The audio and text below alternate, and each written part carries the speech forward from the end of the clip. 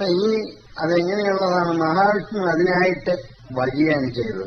ഇത് പറഞ്ഞ് വിശ്വസിപ്പിക്കാൻ മാത്രമല്ല, അത് കളിയും കാര്യവുമായി കൊണ്ടുനടന്നിട്ട് ഇന്ന് ഈ അധപ്പതിച്ച രാജ്യത്തിന്റെ മോടിപിടുത്തമല്ലാതെ ഇതിനെന്തെങ്കിലും നിമിത്തം ഗുണമുണ്ടോ? അങ്ങനെ ഒരുത്തം നല്ലതായിട്ട് ഭരിച്ചു പോയതുകൊണ്ട് മഹാവിഷ്ണു സഹിച്ചു വയ്യാതെ വന്നു. അതിന് വേറെയും കാര്യം പറയുന്നു.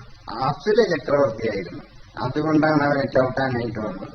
ഈ കഥയൊക്കെ പറഞ്ഞ് മോടി പിടിപ്പിച്ച് നശിപ്പിച്ച ഏറ്റവും വലിയ മൂഢസ്വർഗത്തിന്റെ വാതിൽ തുറക്കുന്ന അറിവുകെട്ട പരിചയം പാടിയും പറഞ്ഞും കളിയാക്കിയും കഥ കളിയായി അത് വലിയ കാര്യമായിട്ട് കൊണ്ടാടുന്ന നീതിമാന്മാരെന്ന് വിചാരിക്കുന്ന അറിവുകേടിന്റെ പൂർണ്ണ രൂപമാണ് നമ്മൾ എടുത്ത് കൈവച്ചിരിക്കുന്നത്. ഇതുകൊണ്ട് എനിക്കോ നിങ്ങൾക്കോ ഇനിയും നാടിൽ ജീവിച്ച് അല്ലെങ്കിൽ രാജ്യത്ത് ജീവിച്ച് അറിഞ്ഞ പരിചയത്തോളം അതിൽ എന്താണ് നിങ്ങൾക്ക് നേടാനുള്ളത്? കടോർഗജന്റെ കഥ പറഞ്ഞ് രസിക്കുന്ന കളിയും കാര്യവുമായി വിധിക്കപ്പെട്ടതുപോലെ വധം കിട്ടിച്ച് വാങ്ങിച്ച അറിവാണ് നമ്മളുടെ കയ്യിൽ ഓരോരുത്തരും പങ്കിട്ട് വെച്ചിരിക്കുന്നത്. ഇതിന്റെ സന്താനമാണ് നമ്മൾ ഓരോരുത്തരും. അപ്പൊ കാലങ്ങൾക്ക് ഏതെങ്കിലും മാന്യതയോ അറിവോ പരിചയമോ പഴക്കമോ കൊടുത്തിട്ടില്ല. അതുകൊണ്ട് എന്തു പറ്റി? ഈ ബ്രാഹ്മണ ക്ഷത്രിയ വൈശ്യ ശൂദ്ര എന്നുള്ള ഭാഗത്ത് ശൂദ്രന്റെ കാലമാണെന്നുള്ളത് കൊണ്ട് അത് നശിച്ചതാണ്. എന്താണ് ശൂദ്രന്റെ കാലം? അതും അറിവില്ല.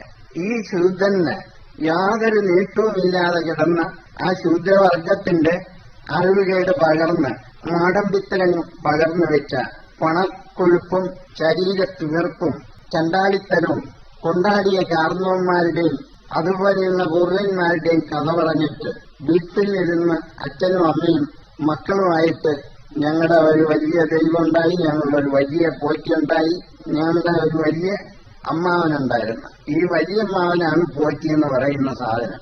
ഈ സാധനം ഇവിടെ എന്ത് ചെയ്തിരിക്കുകയാണെന്ന് ചിന്തിക്കാനുള്ള യാതൊരു വിവരവുമില്ല. അത് പറഞ്ഞു രസിക്കുന്നത് തുട്ട കോഴിയെ പിറപ്പിക്കും ഒരുത്തൻ തികച്ചും വലിയ മുട്ടാളൻ. അവൻ എന്തു പറഞ്ഞാലും നടന്നില്ലേ നടത്തിച്ചേ അവൻ അടങ്ങും. ഈ വികൃതിയുടെ കോമരങ്ങൾ ഇത് പറഞ്ഞ് രസിക്കാനും രസിപ്പിക്കാനുമുള്ള അമ്മയും അച്ഛനും ഭർത്താവും ഭാര്യയും മക്കളുമേ നമുക്കുള്ളൂ.